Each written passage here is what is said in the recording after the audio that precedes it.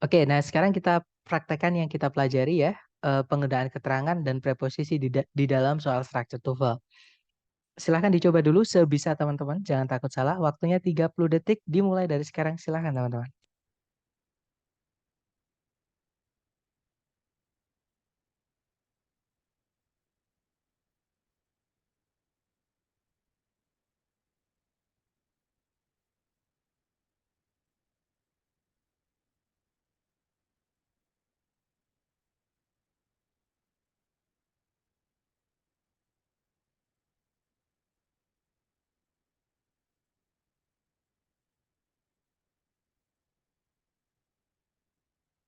Oke, 30 detik sudah habis, boleh dikirim di chat jawaban teman-teman. Oke, ada jawaban Charlie dan saya lihat teman-teman semua menjawab Charlie, kita cek ya. Di situ kita cari predikat ada kata work. Sebentar di sini oke ternyata ada teman-teman. Ada predikat work, subjeknya adalah ini ya, subjeknya ada 3 teman, tapi dianggap satu. Dari kata helicase sampai kata primase itu adalah subjeknya. Oke. Kemudian, nah tidak ada predikat lagi, tidak ada conjunction yang menghubungkan dua subjek, dua predikat, artinya kalimat sudah lengkap. Oke, berarti masalahnya bukan di sentencing tapi di phrasing. Kita lihat titik-titiknya di mana. Ternyata titik-titik terletak di setelah kata kerja. Yang bisa menjelaskan kata kerja itu hanya keterangan sama auxiliary ya. Tapi kalau di setelahnya kata kerjanya nggak mungkin auxiliary teman-teman. Di situ hanya bisa diisi oleh keterangan. Kita cek satu-satu. Yang alpha ada preposisi tapi nggak ada kata bendanya. Alpha nggak bisa. Kalau yang bravo, nah dia ada and. Nah setelah sama sebelumnya harus sama. Sedangkan setelah sama sebelumnya beda ya. Di yang setelahnya ada gerund, sebelumnya nggak ada gerund. Nggak bisa teman-teman. Kalau yang Charlie collectively itu keterangan, jadi kemungkinan Charlie bisa, kita tahan dulu. Kalau yang Delta, nah tiba-tiba ada conjunction tapi setelahnya titik itu nggak bisa teman-teman. Oke, berarti jawabannya adalah yang Charlie. Good job. Nanti kalau dibaca, in DNA replication, the helicase, the DNA polymerase, and primase work collectively. Kalau diartikan, kalau kurang lebih ya, replikasi DNA di dalam replikasi DNA maksud saya, helicase, DNA polymerase dan primase itu bekerja secara bersama-sama. Seperti itu. Oke, lanjut lagi. Dicoba dulu nomor 5, waktunya 30 detik dimulai dari sekarang. Silakan teman-teman.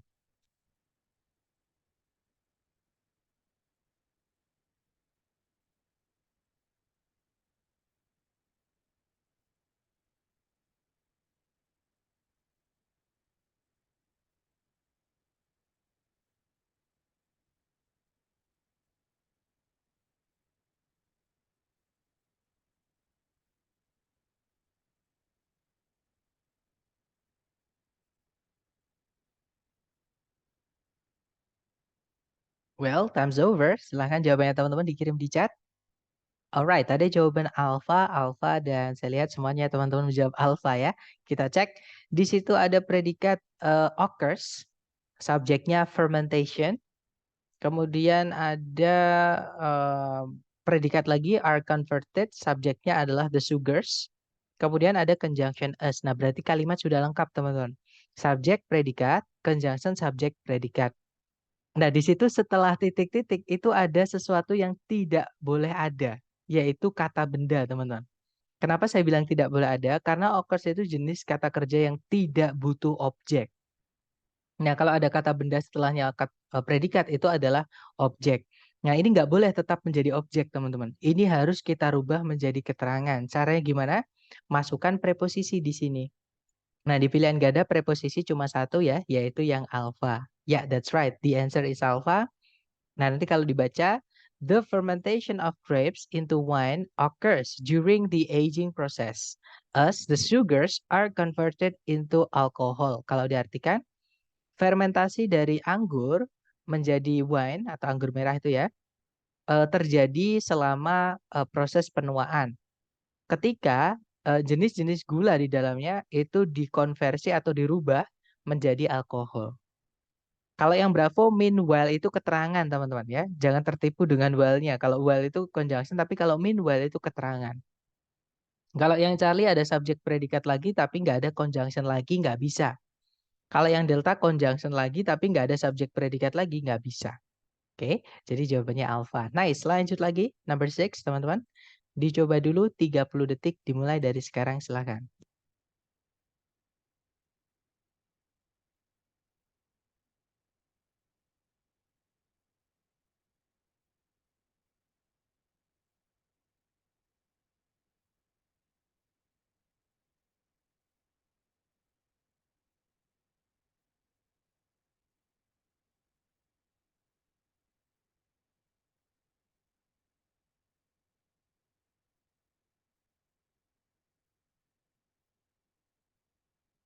Oke, thumbs up. Silahkan jawabannya teman-teman dikirim di chat. Ada jawaban alpha, alpha, alpha, alpha, dan semuanya menjawab alpha. Good job, teman-teman. Jawabannya memang alpha ya. Di situ ada predikat can be utilized, subjeknya iron. Kemudian tidak ada predikat lagi ya, kalimat sudah lengkap, nggak ada conjunction juga. Nah, di situ ada kata kerja pasif, ya kan? Can be utilized itu, can be utilized itu kata kerja pasif ya, ada be verb 3, teman-teman. Nggak boleh harusnya ya, nggak boleh punya objek, tapi di sini ada objeknya. Maka harus dimasukkan preposisi di sini. Berarti Charlie nggak bisa, Delta itu predikat nggak bisa. Antara Alpha atau Bravo yang ada preposisinya. Nah, kita cek yang Alpha itu to verb 1. To create, artinya untuk menciptakan. Yang mana dia butuh objek. Nah, kalau kita masukkan yang Alpha, objek magnetic field itu nanti miliknya ini. Jadi kemungkinan Alpha bisa. Kalau yang Bravo ada preposition for kata benda creation. Nah, teman-teman, kata benda itu nggak boleh punya objek. Ya. Nah, kalau kita masukkan yang Bravo, nanti kita membutuhkan preposisi lagi. Karena ada dua kata benda yang ketemuan bareng. Oke, berarti Bravo nggak bisa, jawabannya berarti yang Alpha ya. Nah, nanti kalau dibaca, primarily crucial for its magnetic properties, iron can be utilized to create magnetic fields in electromagnets. Kalau diartikan kurang lebih, eh, sangatlah penting gitu ya, untuk atau atas kandungan magnetiknya. Besi itu dapat digunakan untuk menciptakan medan magnet di elektromagnet. Seperti itu. Oke, lanjut lagi ke nomor berikutnya. Silakan. 30 detik dimulai dari sekarang, teman-teman.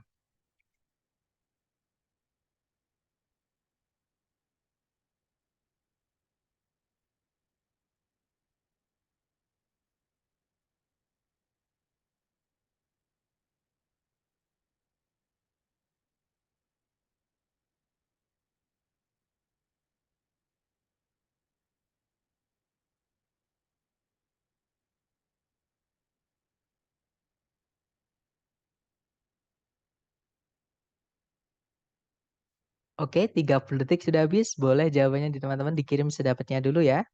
Baik, ada jawaban Bravo. Semuanya menjawab Bravo. Kita cek bersama, teman-teman. Seperti biasa, dicari dulu predikat ya. Di situ ada have, subjeknya honeybees. Kemudian ada conjunction yang mana dia sekaligus menjadi subjek yaitu what ya, teman-teman. Predikatnya adalah is required.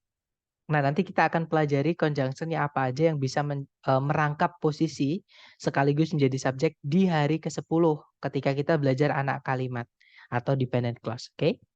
Nah, intinya di sini kalimat sudah lengkap, ada subjek predikat, conjunction subjek predikat. Masalahnya bukan di sentencing tapi di phrasing. Titik-titik berada di setelah kata benda objek di sini ya, objeknya to produce. Nah, terus di setelahnya itu ada keterangan, teman-teman. Nah, yang bisa menjelaskan keterangan itu hanya keterangan yang lain. Nah, di sini kita masukkan kata keterangan ya.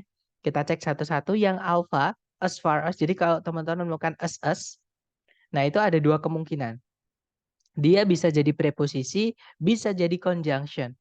Nah, kita nggak butuh preposisi karena setelahnya nabrak preposisi lagi, teman-teman. Nah, preposisi itu harus ada kata benda setelahnya sampai nabrak preposisi yang lain. Alpha nggak bisa ya. Conjunction pun di situ nggak bisa karena nanti dua conjunctionnya, double nanti ya. Alpha nggak bisa. Nah, kalau yang Bravo, as far, itu gimana ya, teman-teman?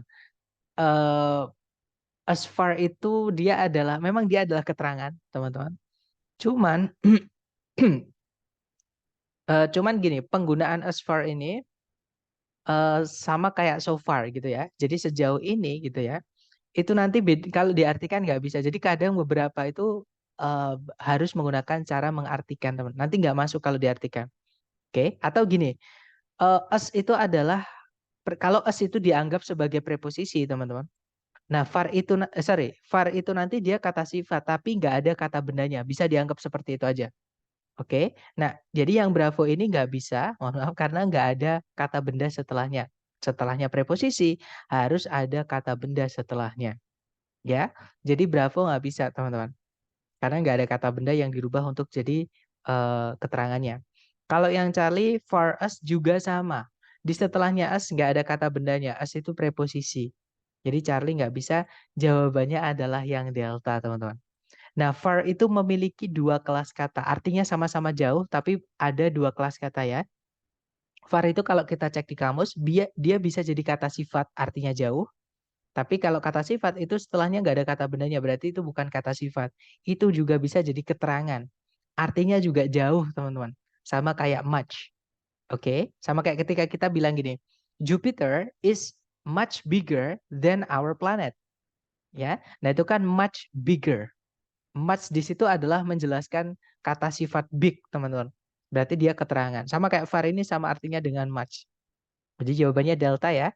Nah, nanti kalau dibaca, honeybees have the ability to produce honey far in excess of what is required for the own sustenance. Kalau diartikan, lebah madu memiliki kemampuan untuk menghasilkan madu jauh di atas apa yang diperlukan untuk kebutuhan mereka. Seperti itu, maksudnya untuk cadangan makanan gitu ya. Oke, jawabannya delta guys. Kita lanjut lagi ke nomor 8. Silahkan dicoba dulu 30 detik dimulai dari sekarang ya. Silahkan teman-teman.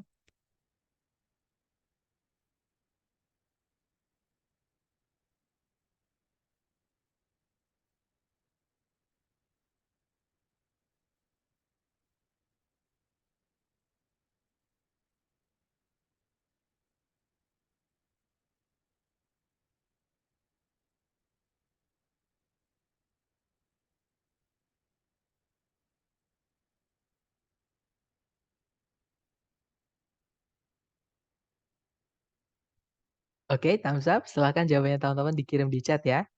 Nah, di sini ada satu kata di pilihan ganda yang memang agak mengganggu. Itu jadi pengecohnya teman-teman. Seperti itu. Tapi nanti kita bahas. Silahkan dikirim dulu sebisanya teman-teman dulu. Oke, ada jawaban alfa, ada juga Bravo, ada juga Charlie, dan juga Delta. Nah, berarti udah lengkap ya. Mari kita bahas teman-teman. Seperti biasa dicari predikat dulu. Pencarian pertama adalah predikat. Di situ ada is called. Subjeknya adalah the proboscis monkey. Kemudian ada conjunction because. Subjeknya is protruding nose. Predikatnya adalah looks ya. Kemudian tidak ada predikat lagi, nggak ada conjunction lagi, artinya kalimat sudah lengkap. Subjek, predikat, conjunction, subjek, predikat. Nah, berarti masalahnya bukan di sentencing, tapi di phrasing, teman-teman. Nah, titik-titik itu terletak di setelah linking verb looks. Hati-hati, teman-teman. Looks itu kalau setelahnya nggak ada at-nya, itu artinya bukan melihat. Karena kalau yang melihat pakai looks itu harus ada at-nya. Misalnya, eh, lihatlah rumah itu, misalnya. Look at that house. Kita nggak bisa bilang, look that house. Itu nggak bisa, teman-teman. Jadi look at, gitu ya. Nah, tapi looks itu juga bisa tanpa at. Itu nanti artinya adalah tampak atau terlihat. Oke, setelahnya boleh diikuti kata sifat ataupun kata keterangan. Nah, di sini kasusnya adalah kata keterangan, teman-teman. Ya. Nah, di yang saya bilang tadi, di pilihan ganda itu ada satu kata yang agak mengganggu. Satu kata yang agak mengecoh, yaitu kata much. Itu adalah keterangan. Nah, itu kita pisahkan dulu, teman-teman. Kita hilangkan dulu much-nya. Nah, urutannya adalah like dulu. Like itu kan preposition. That di situ dia sebagai kata ganti. Kalau teman-teman menemukan that of, itu fix that-nya adalah kata ganti, teman-teman. Pronoun, ya. Nah, like di sini dia adalah preposisi. That-nya nanti sebagai objek. Nah, berarti like that itu jadi satu. Much itu hanya menjelaskan keterangan like that. Jadi tempatnya adalah di sebelumnya. Jadi urutannya adalah much dulu, baru diikuti like that, teman-teman. Oke, boleh ditambahkan very juga di situ. Very much like that itu juga bisa, teman-teman. Oke, jadi artinya nanti sangatlah gitu ya. Jadi sangatlah mirip gitu. Oke, jadi jawabannya Charlie, teman-teman. Nanti kalau dibaca, the proboscis monkey is also called the long-nosed monkey because its protruding nose looks much like that of a long tooth. Kalau diartikan monyet proboscis juga disebut atau juga dipanggil monyet hidung panjang karena hidung yang menonjolnya terlihat sangat mirip seperti itu, maksudnya itu hidung gitu ya, atau seperti benda gitu, seperti bendanya dari tabung panjang. Seperti karena proboscis itu artinya tabung panjang, seperti kayak nyamuk. Nyamuk itu penghisapnya kalau nggak salah namanya juga proboscis, teman-teman. Seperti itu. Oke, jadi jawabannya Charlie ya. Kita lanjut lagi ke nomor berikutnya. Silahkan dicoba dulu teman-teman, 30 detik dimulai dari sekarang, silahkan.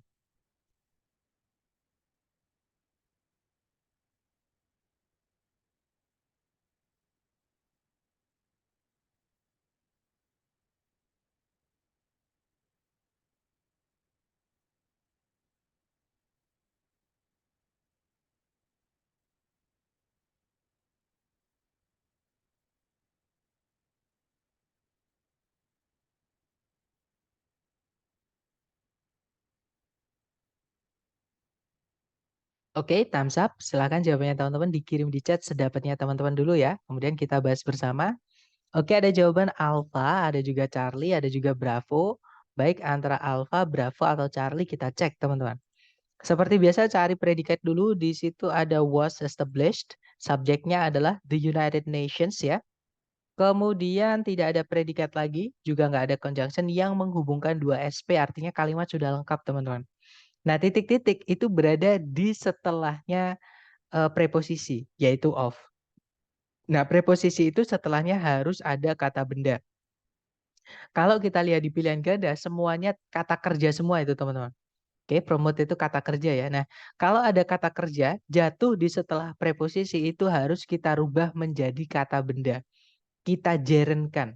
Istilahnya geren ya. Geren itu wujudnya apa? Geren itu wujudnya adalah verb ing, teman-teman. Oke, nah kelihatan ya berarti jawabannya adalah yang alfa. Hanya satu preposisi yang boleh diikuti verb satu yaitu to, teman-teman. Oke, to verb satu. Nah itu ada di yang Bravo itu, to verb satu. Tapi nggak bisa kita masukkan to verb satu. Kenapa? Karena sebelumnya ada preposisi, masa nabrak preposisi lagi? Kan nggak bisa ya teman-teman. Jadi jawabannya yang alfa.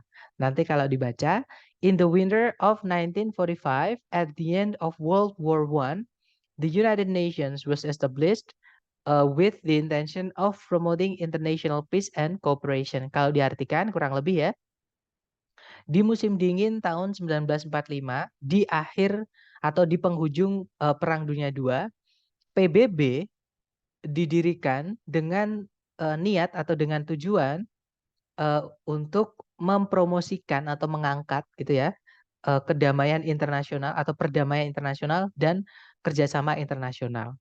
Seperti itu. Jadi jawabannya yang alfa. Oke, lanjut ke nomor 10. Dicoba dulu, jangan takut salah. 30 detik. Sorry teman-teman. 30 detik dimulai dari sekarang. Silahkan.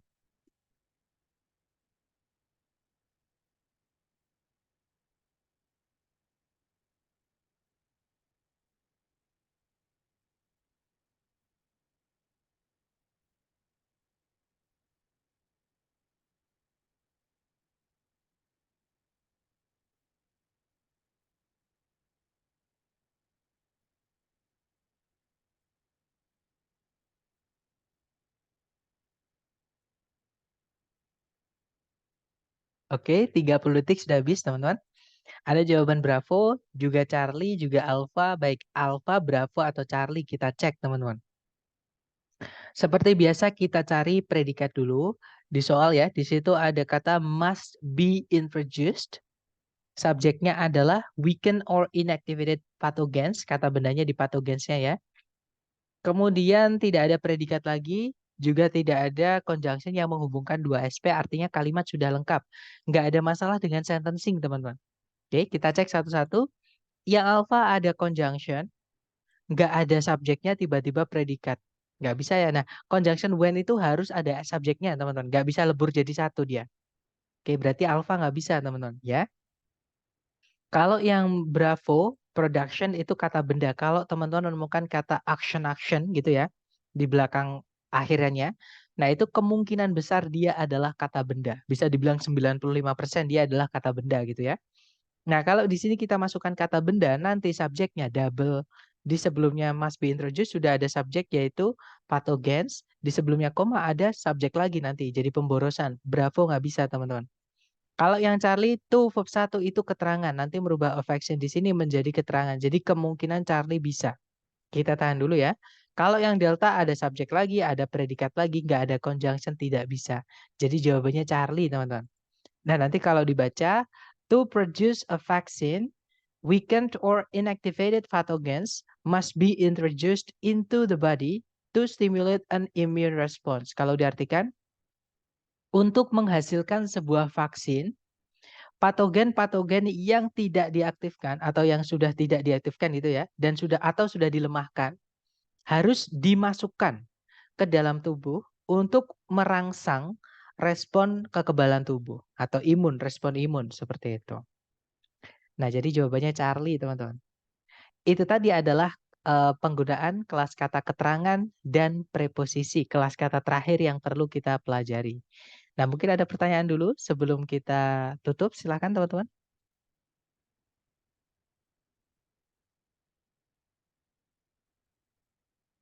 Kesimpulannya gini ya, tentang phrasing ini yang tadi saya ulangi ya, teman-teman. Phrasing ini nanti itu menanyakan 3 kelas kata terakhir, yaitu yang pertama ada adjective, yang kemarin kita pelajari ya. Adjektif itu kapan kita menjawab? Ketika kalimat sudah lengkap, subjek predikat sudah lengkap, dan titik-titik itu terletak di sebelumnya subjek atau objek. Intinya di sebelumnya kata benda. Nah, berarti itu kita hanya diminta untuk menambahi arti ke kata bendanya, gitu aja. Atau tempatnya kata sifat, teman-teman. Nah, kalau keterangan atau adverb, itu kapan? Selain, ya. Jadi selain titik-titiknya itu selain di sebelumnya kata benda. Nah, itu berarti tempatnya keterangan. Oke. Kalau preposisi itu nanti intinya di setelah titik-titik itu ada kata benda dan kita tidak butuh kata benda di situ, teman-teman. Oke, jadi preposisi itu untuk merubah kata benda setelahnya menjadi keterangan. Jadi kalau ada kata benda di setelah titik-titik dan kita nggak butuh kata benda itu, kita nggak butuh objek di situ. Oke, misalnya setelah kata kerja yang tidak butuh objek, kok ada objeknya, maka itu harus dirubah jadi keterangan. Atau kalau nggak gitu, ada kata kerja yang butuh objek, nah tapi objeknya ada dua, double. Nah itu objek satunya harus dirubah jadi keterangan. Caranya sebelumnya diisi oleh preposisi. Seperti itu teman-teman.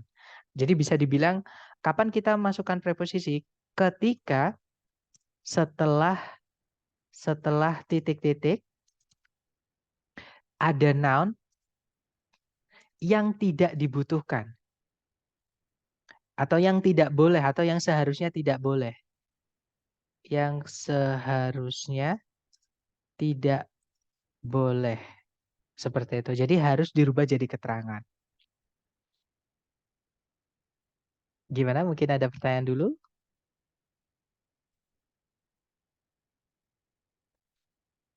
Nggak ada ya, teman-teman? Baik, kalau gitu, atau nanti ketika teman-teman latihan, menemukan kesulitan, saya mohon untuk japri saya, nanti saya bantu lewat WhatsApp.